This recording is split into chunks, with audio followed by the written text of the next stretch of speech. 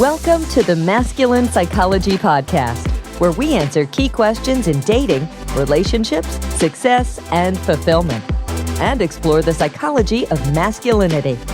Now, here's your host, world-renowned therapist and life coach, David Tian.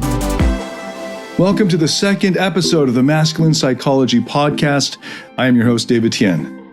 In the first episode, we explored why dating tips and dating advice don't work, and how they're not only ineffective, but they can actually make things worse. They're actually dangerous. We also covered the one caveat to all of that applies to a very small percentage of people. And we went over the danger of the just the tips myth. So that was the last episode. So in this episode, we're expanding on that and moving into this point here, which is the topic of today's, which is what you need instead is the therapeutic process. Okay, and we're going to be going through what that actually means.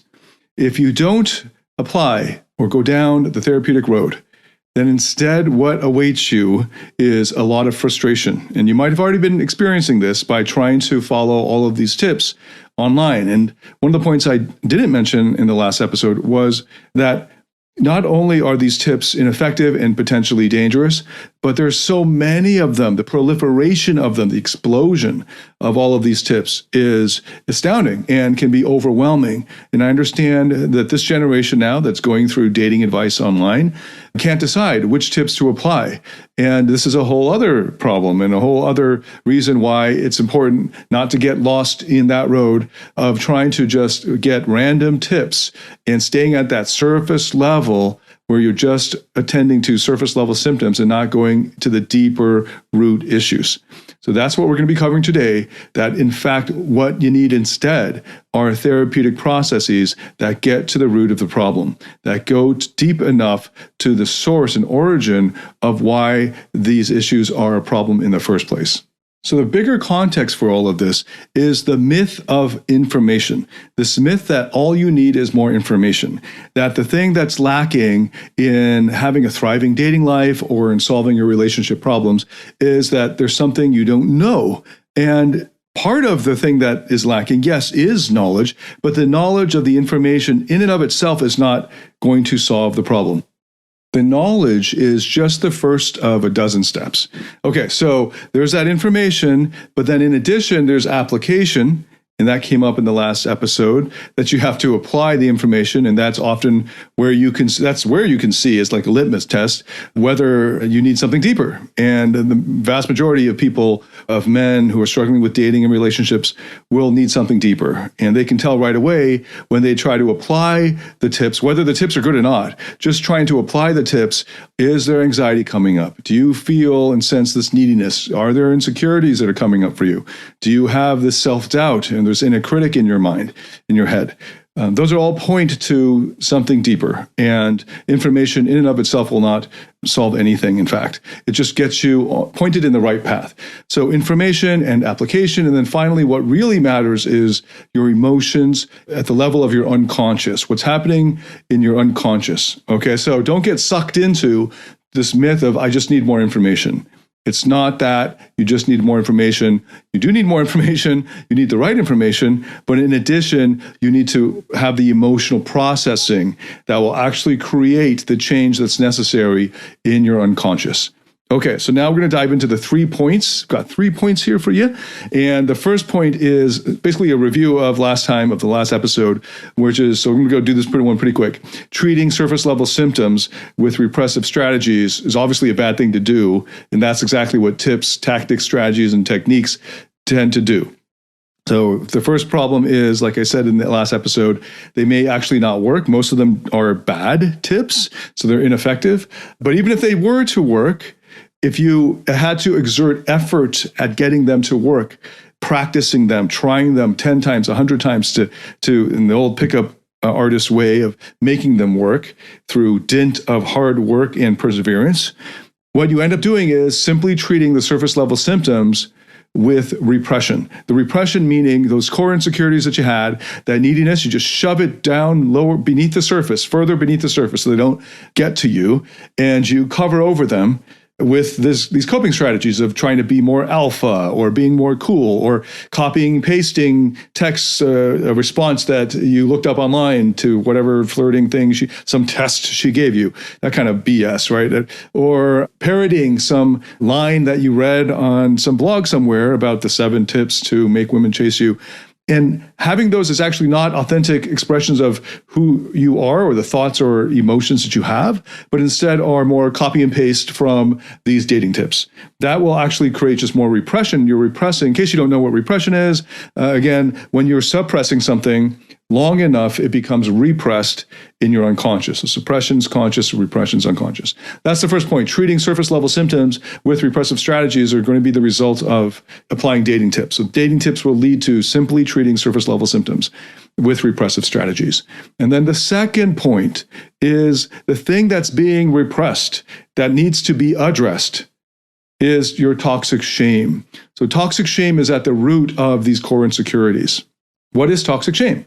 This is a huge topic. I've in fact devoted 4 modules, or actually 5 modules, to exploring toxic shame and helping you heal from it and grow from it and explaining the roots of it and all of that. In my course, Rock Solid Relationships and Masculine Mastery, this is available as part of my All Access Pass, the Platinum Partnership.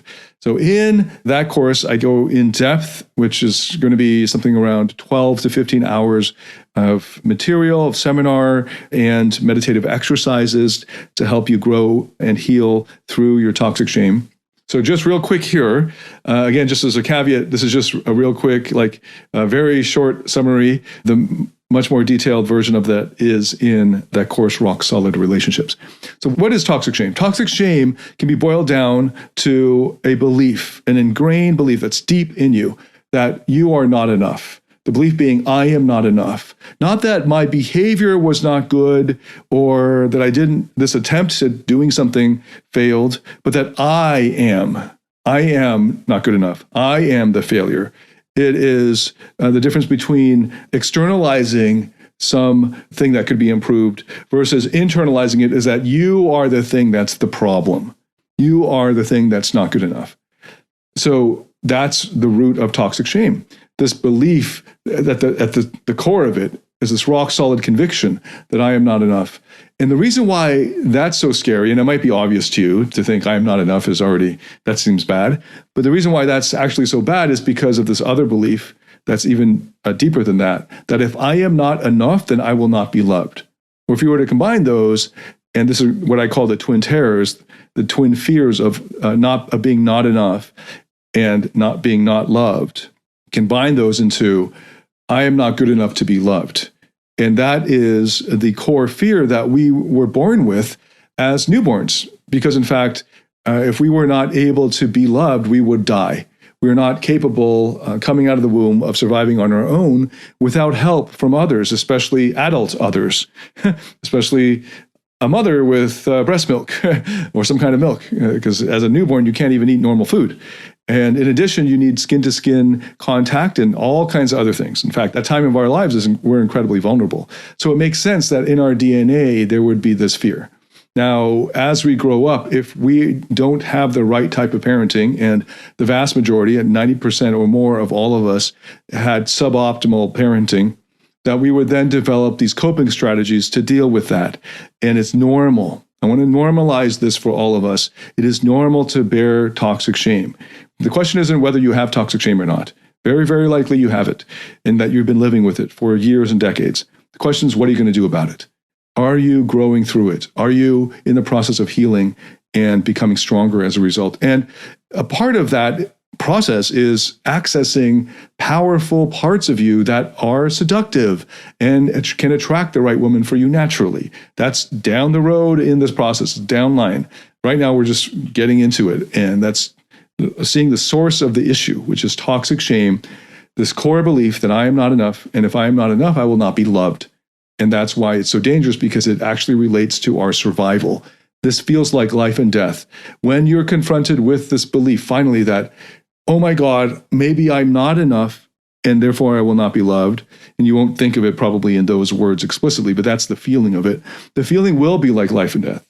And you might be able to relate if you've had some teenage love and a breakup there and you experience the neediness of that, or whatever, that love relationship that you thought was the one for you and it fell apart. And you experience just how devastating that was. And if you were to see this from the outside, you probably could acknowledge this. If you see your friend in this situation, you're kind of like, I kind of get why you're so hurt, but like, dude, just get over it, man. There's plenty of women in this, plenty of fish in the sea. But it's hard for you when you're in it because, in fact, it's triggering the toxic shame that finally you have incontrovertible evidence that you are not good enough to be loved. And that rejection from that woman was enough to get you there. And for a lot of guys for whom these core insecurities and neediness are really close to the surface, or maybe there's just so many of them, or they're so strong, or the toxic shame is just so strong that just being rejected by a woman they don't even know because they just met her at a Starbucks, or I don't know, it could just be a woman that you smiled at on the street. That rejection from that stranger could trigger the fear, this primordial, almost toxic shame core belief that you're not enough. And if you're not enough, you won't be loved. So that's the second point, that these issues in dating, the problems in dating and relationships, if you go and digging far deep down enough, you're going to hit toxic shame at the bottom. And you can boil it down to the core belief that I am not enough and I will not be loved if I'm not enough. And that leads to the third point. So this toxic shame that we developed, and I haven't gotten into, there's a lot more to say about toxic shame, and I'm tempted to go there, but I'm just going to, in the interest of time and just pointing out to you, I go in depth on this in Rock Solid Relationships and lead you through, in multiple modules, meditative exercises to heal and grow from this. But the third point being, toxic shame leads to what we see as what we experience as core insecurities. So you notice we're not even at that surface level crap that these tips address, like what to reply on text, because that's useless, right? That actually will probably not work. But even if it does, it's going to take you down the wrong road and become more dangerous, and you'll have to undo stuff later. We're already way down beneath the surface of what everyone else, the level that everyone else is doing their analysis on. So toxic shame way down below leads to core insecurities, which you probably have experienced. These are like the inner critic voices in your head that manifest as anxiety. You might feel this in your body when the thought of approaching an attractive woman who's a complete stranger will send you into anxiety of this kind of fear. And you have a fear response where your heart rate increases. You start to get some shortness of breath, right? And you want to run, or you get frozen. Right? These are all signs that these are core insecurities that come from the toxic shame, that's probably well repressed and hidden in you, of the fear that you're not enough and won't be loved. But that manifests as anxiety. It manifests as neediness, and you might experience this, especially when it comes to phones, messaging, that she takes X amount of time to message you back, to reply, and you're sitting there trying to calculate what would be a reasonable amount of time for her to reply, and when should you feel this anxiety or worry or nervousness, because since she hasn't replied in whatever amount of time. That's neediness. Okay, so there's lots of other manifestations of neediness. In fact, in a bigger, like a more global way, just looking up dating tips means it's very likely driven by neediness, right? Or dressing in a particular way to look more, or moving in a particular way to look more alpha, or to be more dominant, or to stand out more, often are manifestations of a core neediness that you think you're not enough just the way you are. Right? Even getting a six-pack. Now so all of these, they could be healthy motivations, right? You could just like dressing a particular way and you just dress that way because you like it. Great. But if you're dressing that way, again, like if you're moving that way or whatever, so that you can be more alpha, so that you can then attract women, because you think that if you don't do that, then you won't be attractive, that you are not enough just in who you are. You're not worthy of being loved just in who you are. Then yeah, that's a reaction out of neediness. Same with the six-pack, like I mentioned. If the main motivation to get that six-pack is that you'll be enough for the woman that you want, which is normal, right? Like a lot of dudes, you see this all over the toxic manosphere of self-help, like self-help for men. It's all of this more toxic energy, which I get. It's kind of extreme warrior energy of just be your best self. And if you're not your best self, well, don't be surprised when she doesn't like you, right? That's very straightforward, really simple logic, but it's actually toxic, because what it's doing is, even if you were to become your quote unquote best self, then you're attracting a woman based on this thing, this best self of you. And if you're not, quote unquote, your best self, then you're not worthy of her being attracted and loving you anymore. Well, gee, that sounds really strange. That sounds like you're covering over your insecurities with this six-pack.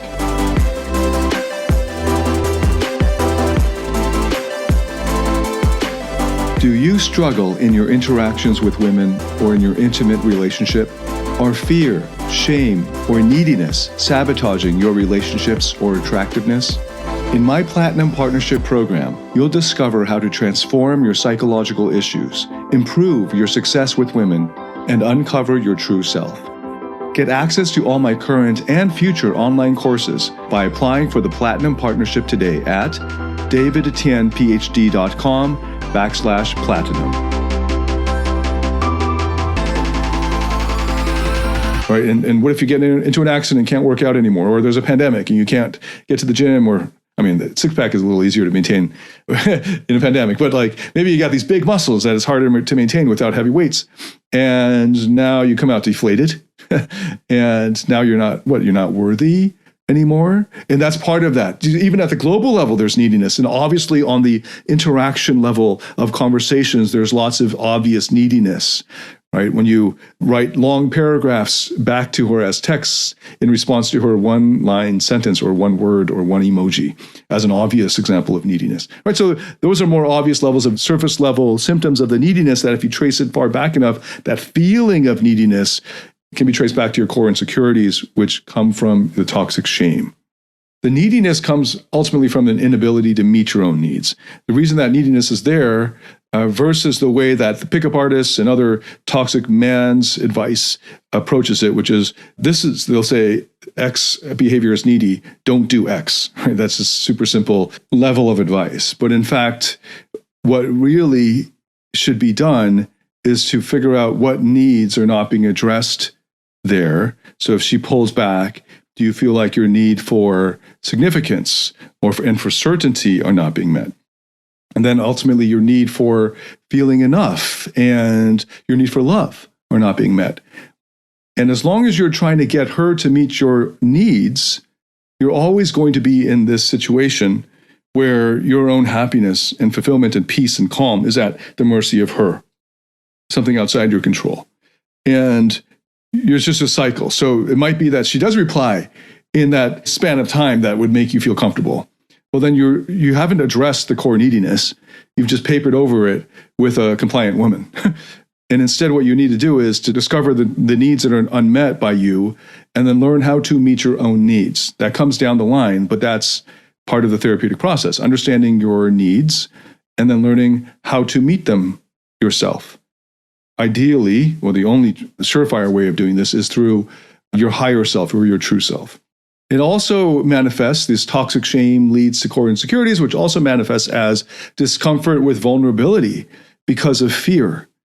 Right? The fear that something will happen that will prove to you that you're not enough and that you won't be loved, that will confirm your fears, that you'll confirm the core beliefs around toxic shame.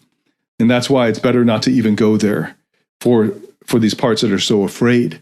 But if they don't go there, they're never going to grow. They're never going to heal. And they'll never be able to release their burdens of shame. Okay, so that's what's needed. That's the therapeutic process in a nutshell.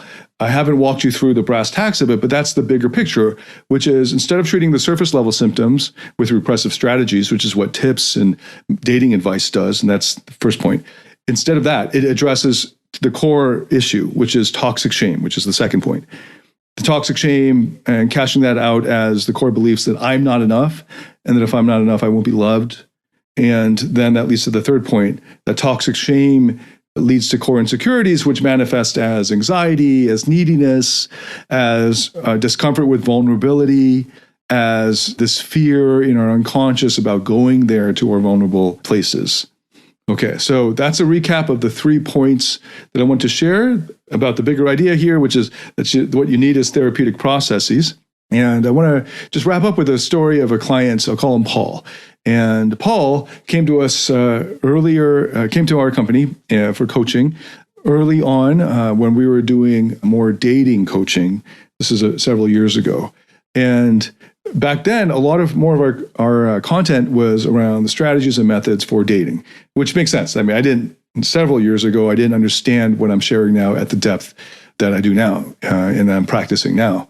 So with Paul, he did really well through the brute force method, which is where you persist with hard work in practicing and applying the good advice, the tips that work, the tactics and strategies that work.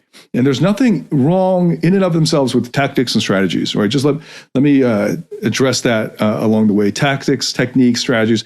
There's nothing wrong with them. It's sort of like learning a language, a foreign language, right? And some guys don't know the language. Like, so if you or 30 years ago were to go to Japan and upon meeting a business associate, you were to stick out your hand as a Westerner would do, that Japanese person might, if they don't have a lot of exposure to Western culture, might not know what you're doing. Why are you sticking out this dirty appendage to me? And instead, what you should be doing is what they're going to do, which is bow. And the deeper they bow, the more respect they're showing you and so on. And maybe you don't know this. And this is really simple. I think everyone can understand that, right? But you don't know it. So part of learning about the tactics, tips, and techniques and all that is learning how to speak the language of flirting, of dating. Don't just blurt out, would you like to go to dinner with me? That's just too boring. Here's a better way to do it. That's a little bit more fun and exciting. And no, school doesn't teach this to you. And some guys learn this instinctively, or maybe they picked it up from their dad or their older brothers or their sisters or whatever, because they were around it, or maybe they watched certain movies or whatever. But most guys don't, because most guys, whatever, they're spending their time playing video games and learning science and math. So it's totally cool to learn tips and tactics. The litmus test is how easy is it to apply for you. If it's simply a matter of information, like I covered in the first episode, then go ahead and use it. No big deal. It's just like learning a language. It's like learning customs or rituals and more efficient ways of doing things. More efficient ways around, for instance, exchanging business cards. You wouldn't think that that's creepy in like a business social setting. You get like a crash course on how to do business etiquette. Here's how you, especially in Asia, you share your business card with two hands and it faces them. And there's a whole protocol to it. Learn that. It's a good thing to learn, right? Just business customs and stuff like that. You wouldn't think that that's creepy. Well, guess what? Like being able to exchange contact info with a woman without the awkward this and that and this and that is a good thing to learn. And so I got master classes on that. I actually have courses on dating skills at a deeper level in my more in-depth dating skills course called Invincible, which again is part of Platinum Partnership as well. And you can get that either separately or part of the Platinum Partnership. So Paul mastered the material in Invincible through the hard work method, not the natural, easy way where he learned it once and applied it that night. He had to actually practice this, any given technique, 100 times. But he did. And he was a very good student. And he was a very successful professional. And he was a hardworking guy. And he persisted and got it. And right around that time, we were incorporating more therapeutic processes into our group coaching. And he was attending that. But even though he was in the classes, the group coaching sessions for months and then years, he wasn't really paying attention to those sections. He really was still trying to persist with forcing these tactics and techniques to work. And of course, they were working at the early period of just getting attraction, just hooking up. But then once he got into relationships and now emotions and attachments were getting, entanglements, as we say now, were getting involved. It was getting a lot messier and more difficult for him to manage. And as I was saying, I had to have a coffee with him where I just said point blank, you are not listening to what I've been sharing in these private coaching groups. Why is that? And we went over the therapeutic process. So I had it like just right in front of him, no mistake about it. And it turned out he was very uncomfortable with feeling sad. He was saying, when I explore and listen, and when I listen to what you're sharing, and I explore these issues with you in the group, and we could do these meditative exercises, I get really sad, and old memories come up, and I don't want to, memories about my deceased mother and our family, I don't want to go there, I don't want to deal with those. Like, okay, so now I understand the issue, right? So he's very uncomfortable with his vulnerability. Because of that, he's not growing. And this therapeutic process takes you to the root of the matter. And if you just want to stay at the surface level, just dealing with surface level symptoms, well, that's all you're going to get. You're going to get surface level change in your life. And then when you get further down the road in life, where you want to be in a love relationship, or you want to have intimacy, you will then have problems. Right? And part of the problem was that he had been relying so much on these surface level hacks and things like that, that it had created like crusts to his barriers, like they had crusted over to get to his vulnerability. And he had to now dig and crack through all of these layers that he had accumulated through depending on these false selves, or actually these personas that he created, to get rid of all of these coping strategies that have been keeping him away from his vulnerability. So I helped to support him through getting a good therapist for him and encouraging him through that hard process of that first year or so of that work. And he's still in that process of growing, but I can report back that he's in a much better place, has had a thriving relationship so far, and is on this path of growth. So a big part of his growth process was seeing that that thing he's been avoiding, that direction that he's been afraid to go to, is exactly the way that he has to go in order to get that healing. So part of the issue, though, was that it took a lot more time for him because of those years of not going there. Even though he was in a small group of, sometimes the groups were as small as like a half a dozen guys, he was still just sort of fading out. He was just, I think he was daydreaming while we were doing our exercises and sharing, and he was not listening. And I could see in his eye contact, his kind of eyes glazing over and that sort of thing. And it took a whole other approach.